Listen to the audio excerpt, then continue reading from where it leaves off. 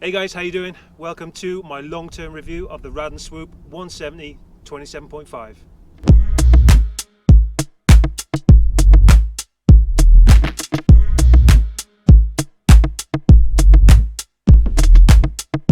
Think it's time to call it quits. The kitchen tap is broken. Drip, drip, drip, drip. Dirty dishes in the sink. So the Swoop 170, well, the name gives it away really. It's 170 front and back, and it comes standard, or came standard, with a Lyric and a RockShox Deluxe RT3 on the back. And I've had it for just over a year and a half now, and I have to say that it's been a fantastic bike. It is a fantastic bike. I've had a lot of fun on it. I've had far more fun descending on this bike than I ever did on the Bronson, and for a bike of this price to come in and blow away my Bronson on the fun factor is significant, I feel. So what is this bike for? Who is it for? What's it best at? What is it not so good at? Well, this bike is for, I would say, pretty extreme terrain. It is not for your mellow flow trail, maybe trail center. It needs gravity. It needs gravity to come into its own. It needs gravity to be able to have fun, for it to feel playful and light. I'll be honest, the bike wants to get in the air. I'm no jumper. You've seen my other videos. I am no jumper.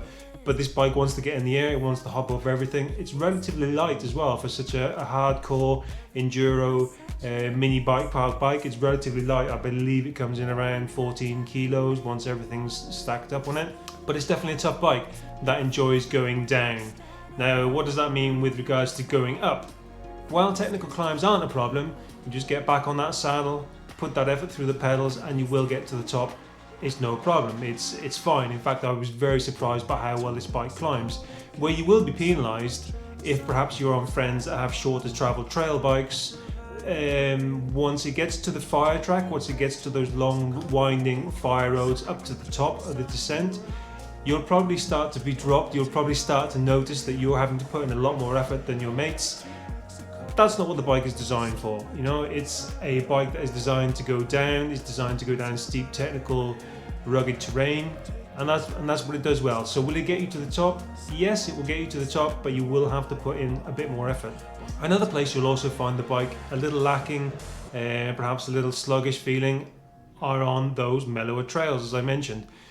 It's not a trail bike. It's not an average standard trail bike because it is so burly. You know, the angle on the headset is very aggressive. I have it in the middle setting, which is 64.8 degrees. I can go even slacker, and it can go a little bit tighter. But you know, that's a pretty slack bike. And on a normal trail, a trail where you have to put in pedals, you know, to keep up the flow, to keep up the speed, the bike starts to lag, and you will lose a lot of energy to that. In fact, it's the only place I found that the Bronson was more enjoyable than the Swoop, because obviously it's more trail inclined and you have to put in less effort to get more response out of the bike. So that's definitely not where it's for either. But then it's not sold as that. It's sold as a super enduro bike, which is for gnarly technical terrain and can also handle the bike park no problem. And I've been to the bike park on it, and it is fun. And like I said, you know, I'm not a jumper, I'm not a bike park expert, but for me, this was more than enough bike, more than enough. Now, this bike was €2,500 at the time. And like I said, it comes with a Lyric RockShox Deluxe RT3 on the back. It came with E13 wheels with a Hans Dampf and a Magic Mary. The cranks are race face. So for this kind of money, you just can't argue with the quality of the components that it brings. The frame is bang on. It's so much fun. And initially I was a little worried about the build quality, you know, because it is a cheap bike and it doesn't look like an expensive bike, even though it brings great quality components. And originally, when I first got it, I was a little concerned about how long this would last. You know, would it be able to handle the mountains, the Rocky Mountains around Madrid? And a year and a half later, it's still banging on hard as the first day. The only other slight annoyance on it is the internal cable routing on here. The cables, I think, do rattle inside the frame. Something is rattling on the bigger hits, and I tend to think that it's probably the cables. But other than that, that's a minor annoyance for the price and the performance that this bike gives. So this actual version, the 27.5, is no longer being made. They've swapped over to the 29 version, and this was the last model to be sold, I believe. It was the 29 was announced a week after I ordered this, which was a little frustrating because I would have gone for the 29 and no doubts. But yeah, only available in 29 now. I'm sure that is just as much of a rowdy bike as this is. This bike will always push you to want to go harder on the downs, to go harder in the corners. Got such a bottom low bracket, and it's a rowdy bike. The best way to describe this bike is a rowdy bike, and it will push you to become a rowdy rider as well. Now, whether that's a good thing or a bad thing is up to you, and it depends whether you're willing to take your riding a little bit further, but this without a doubt has helped me to improve as a rider.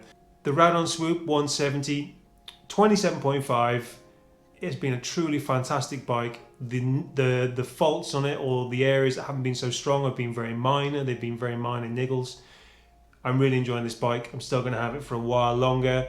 Probably going to move over to a 29er very soon, maybe another Radon. In fact, I've never stayed with the same brand for more than one bike in a row, and I think I'm going to go with another Radon as well, the Slide Trail 29. I'll have to see what's happening there. I can definitely recommend the brand to you because the pricing with the components, the spec, the geometry is fantastic. It's only online, it's sales online, so being able to demo one of these bikes can be tricky. I know they do have demo days in certain areas of Europe. I don't believe they sell bikes to the States yet, although don't quote me on that. But Radon is definitely a brand to keep an eye on, as they are just getting better and better. The new bikes look fantastic. They've definitely taken a step up there on the aesthetic front. Got no qualms about the performance. The components are top notch. A truly fantastic bike. Cheers guys. Hasta la próxima.